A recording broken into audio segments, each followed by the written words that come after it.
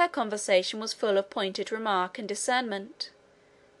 In her pleasant alcove, redolent with sweetest flowers, adorned by magnificent casts, antique vases, and copies of the finest pictures of Raphael, Correggio, and Claude, painted by herself, I fancied myself in a fairy retreat, untainted by and inaccessible to the noisy contentions of politicians and the frivolous pursuits of fashion.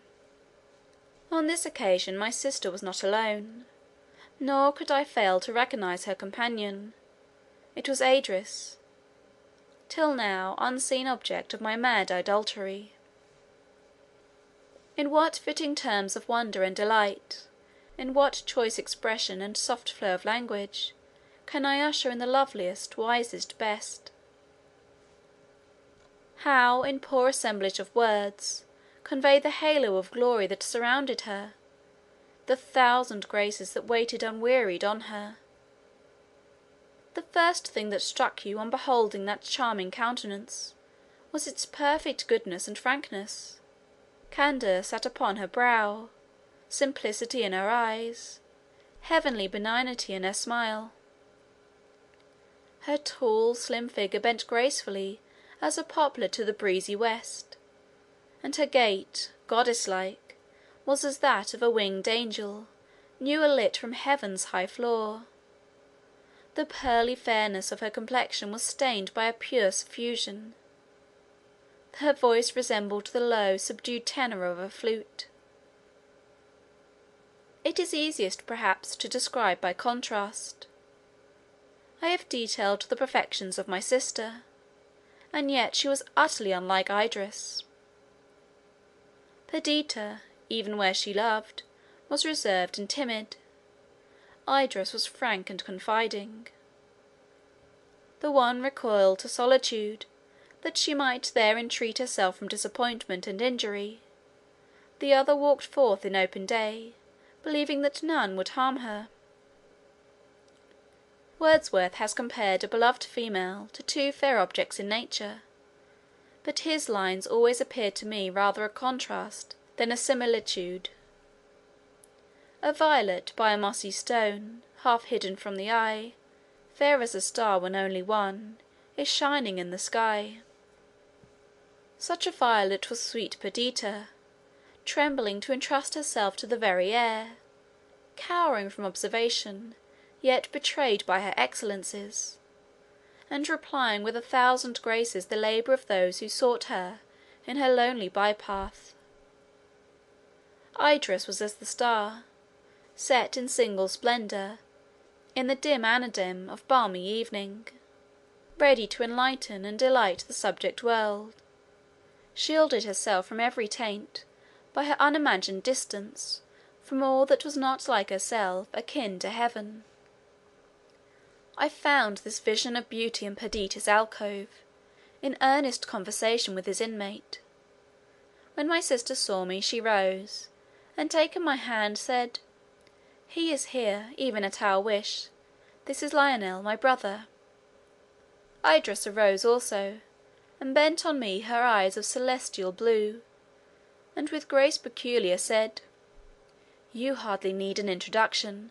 We have a picture, highly valued by my father, which declares at once your name. Verney, you will acknowledge this tie, and as my brother's friend, I feel that I may trust you."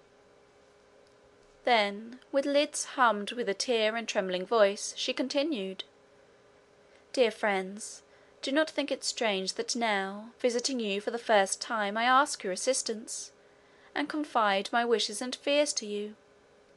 To you alone do I dare speak. I have heard you commended by impartial spectators. You are my brother's friends, therefore you must be mine. What can I say? If you refuse to aid me, I am lost indeed." She cast up her eyes, while wonder held her auditors mute. Then, as if carried away by her feelings, she cried, "My brother, beloved, ill-fated Adrian, how speak of your misfortunes?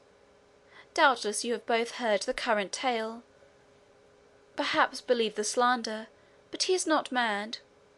Were an angel from the foot of God's throne to assert it, never, never would I believe it. He is wronged, betrayed, imprisoned. Save him! Verney, you must do this. Seek him out in whatever part of the island he is immured. Find him, rescue him from his persecutors, restore him to himself, to me. On the wide earth I have none to love but only him." Her earnest appeal, so sweetly and passionately expressed, filled me with wonder and sympathy; and when she added, with thrilling voice and look, "Do you consent to undertake this enterprise?" I vowed, with energy and truth, to devote myself, in life and death, to the restoration and welfare of Adrian. We then conversed on the plan I should pursue, and discussed the probable means of discovering his residence. While we were in earnest discourse, Lord Raymond entered unannounced. I saw Perdita tremble and grow deathly pale, and the cheeks of Idris glow with purest blushes. He must have been astonished at our conclave, disturbed by it I should have thought, but nothing of this appeared. He saluted my companions, and addressed me with cordial greeting. Idris appeared suspended for a moment, and then, with extreme sweetness, she said, "Lord Raymond, I confide in your goodness and honour." Smiling haughtily, he bent his head, and replied with emphasis, "Do you indeed confide, Lady Idris?" She endeavoured to read his thought, and then answered with dignity, "As you please. It is certainly best not to compromise oneself by any concealment." "Pardon me," he replied, "if I have offended. Whether you trust me or not, rely on my doing my utmost to further your wishes, whatever they may be."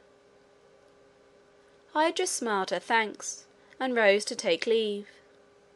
Lord Raymond requested permission to accompany her to Windsor Castle, to which she consented, and they quitted the cottage together. My sister and I were left, truly like two fools who fancied that they had obtained a golden treasure, till daylight shewed it to be lead; two silly luckless flies, who had played in sunbeams and were caught in a spider's web. I leaned against the casement, and watched those two glorious creatures till they disappeared in the forest glades, and then I turned. Perdita had not moved, her eyes fixed on the ground, her cheeks pale, her very lips white, motionless, and rigid, every feature stamped by woe. She sat. Half frightened, I would have taken her hand, but she shudderingly withdrew it, and strove to collect herself. I entreated her to speak to me. "Not now," she replied, "nor do you speak to me, my dear Lionel. You can say nothing, for you know nothing. I will see you to-morrow. In the meantime, adieu." She rose and walked from the room, but pausing at the door, and leaning against it, as if her over-busy thoughts had taken from her the power of supporting herself, she said, "Lord Raymond will probably return. Will you tell him that he must excuse me to-day, for I am not well. I will see him to-morrow, if he wishes it, and you also. You had better return to London with him. You can there make the inquiries agreed upon, concerning the Earl of Windsor, and visit me again to-morrow, before you proceed on your journey. Till then, farewell." She spoke falteringly, and concluded with a heavy sigh. I gave my assent to her request, and she left me. I felt as if, from the order of the systematic world, I had plunged into chaos, obscure, contrary, unintelligible. That Raymond should marry Idris was more than ever intolerable; yet my passion, though a giant from its birth, was too strange, wild, and impracticable, for me to feel at once the misery I perceived in Perdita. How should I act? She had no confidence in me. I could not demand an explanation from Raymond, without the hazard of betraying what was perhaps her most treasured secret.